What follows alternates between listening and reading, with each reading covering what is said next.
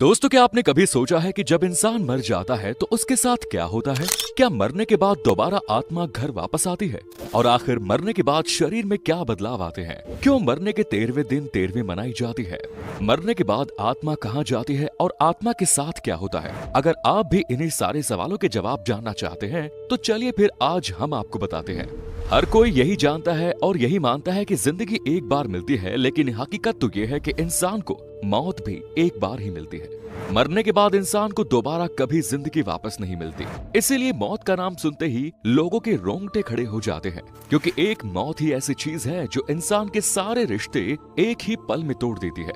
जब इंसान मरता है तो वो मरने से पहले अपने बचपन से लेकर अब तक की पूरी जिंदगी देख लेता है, वो भी सिर्फ 7 मिनट के अंदर। ये 7 मिनट उसके लिए एक फिल्म की तरह होते हैं, जिसमें वो अपने जीवन से जुड़ी हर उस याद को देखता है जिसमें वो जिया है, और तब जाकर उसे मौत आती है। ये बात हकीकत है। साइंटिस्ट्स ने भी इस बात का दावा किया है कि मरने से पहले इंसान को ये सब एक सपने के रूप में दिखाई देता है। ये देख इंसान को ऐसा लगता है जैसे वो अपनी पिछली जिंदगी में वापस पहुंच गया है। ये सब सोचने के बाद उसका दिमाग एकदम बंद हो जाता है, जिसके बाद दिमाग में कोई हलचल, कुछ सोचने समझने की शक्ति नहीं रहती, और फिर इंसान की मौत हो जाती है। आपने देखा होगा कि मरने के बाद इंसान के पैर एकदम बर्फ जैसे ठंडे हो जाते हैं। धीरे धीरे उसका शरीर भी निढाल हो जाता है। ऐसा क्यों? तो इसके बारे में जानने से पहले अगर आपने अभी तक वीडियो को लाइक नहीं किया और चैनल को सब्सक्राइब नहीं किया तो जल्दी से कर दीजिए। दोस्तों, ऐसा इसलिए होता है क्योंकि मौत के कुछ वक्त पहले ही इंसान के शरीर में हरकत होना शुरू हो जाती है। इंसान को एहसास हो जाता है कि अब उसका जीवन यहीं खत्म होने वाला है, और इसीलिए उसका धरती से कनेक्शन यानी अर्थ सोल चक्र कनेक्शन टूट जाता है, और उसका धरती से कोई भी कनेक्शन नहीं रहता। इसी वजह से मरने के बाद इंसान के पैर ठंडे पड़ जाते हैं, और यही वजह है कि मरने के बाद आत्माएं जमीन पर ना रहकर हवा में उड़ने लगती है। जब इंसान मरता है तो उसकी आत्मा पैरों से बाहर निकलना शुरू हो जाती है, और आखिर में मुंह से होते हुई शरीर से बाहर निकल जाती है। ऐसा कहा जाता है जिसके कर्म जैसे होते हैं वैसे ही उसकी आत्मा निकलती है। यानी अगर कोई इंसान अच्छा है तो उसकी आत्मा बड़ी ही आसानी से बिना तकलीफ के शरीर को छोड़ देती है। वहीं अगर कोई बुरा इंसान है तो लोगों के साथ बुरा करता है तो उसकी आत्मा बड़ी ही तकलीफों का सामना करके निकलती है, और उसके शरीर को भी बड़ी मुश्किलात का सामना करना पड़ता है।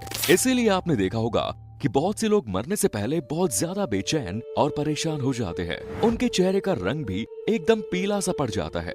ये सब आत्मा के निकलने की वजह से होता है।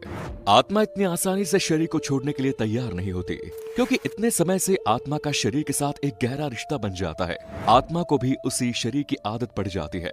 मरने के बाद आत्मा कुछ समय तक शरीर के पास खड़ी ही रहती है, और जब उसके घर वाले उसे देखकर रोते या चिल्लाते हैं तो ये सब इंसान को महसूस होता है, लेकिन वो कुछ कह नहीं पाता और बस इनके रोने को सुनता रहता है। ये आवाजें इंसान को शोर जैसी सुनाई देती है, जो उसको काफी परेशान करती है, और हर एक घर वाले से बात करने की कोशिश करती है। उन्हें अपना बात बताना चाहती है, लेकिन कुछ नहीं कर पाती। अब बारी आती है आत्मा के परलोक जाने की। इसके लिए भगवान 2 यमदूत जमीन पर भेजते हैं, जो उस आत्मा को अपने साथ परलोक की यात्रा कराने के लिए ले जाते हैं। यमदूत उन्हीं लोगों के साथ बुरा बर्ताव करते हैं जो पापी होते हैं या फिर दूसरों के बारे में हमेशा बुरा सोचते हैं। इसके बाद दोनों यमदूत उस आत्मा को अपने साथ परलोक लिए जाते हैं। पहले इस आत्मा को एक गुफा से होकर जाना पड़ता है, और फिर बाद में परलोक का रास्ता दिखाई देता है। लेकिन इस रास्ते से पहले ही आत्मा को एक नदी जिसका नाम है बैतरणी, इस नदी को पार करना पड़ता है। इस नदी में पानी नहीं होता, बल्कि भड़कती हुई आग होती है। यहाँ पे इंसान के कर्मों का ही हिसाब होता है। जैसे जो कर्म करता है वैसे ही उसके साथ होता है। इसके बाद आत्मा को परलोक लाया जाता है, जहाँ यमराज उसका हिसाब करते हैं, और चित्रगुप्त से उस इंसान के किए हुए कर्मों का सारा हिसाब मांगते हैं। चित्रगुप्त के पास हर एक इंसान का सारा लेखा जोखा होता है, जिन्हें वो यमराज के सामने रख देते हैं। अब यहाँ भी इंसान के कर्म ही उसका साथ देते हैं। अगर कर्म अच्छे होते हैं तो वो एक भला इंसान होता है, तो उसे स्वर्ग में भेज दिया जाता है। लेकिन अगर वो एक बुरा इंसान है जिसने धरती पर बहुत से पाप किए, तो उसे नरक में फेंक दिया जाता है। नरक भी 36 तरह का होता है। ऐसे ही कुछ समय पहले एक आदमी मर गया था, और उसे 2 यमदूत उठाकर अपने साथ ले गए। इस शख्स ने बताया कि जब मेरे अंदर से आत्मा को खींचा गया तो ऐसा लग रहा था जैसे किसी मुलायम कपड़ों को कांटों पर से खींचा गया हो। मुझे बहुत तकलीफ हो रही थी। उसके बाद मुझे परलोक ले जाया गया। वहाँ रास्ते में एक नदी पड़ी जिसमें आग और बहुत सारे कीड़े मकोड़े थे। मुझे उस नदी को पार करने के लिए कहा गया।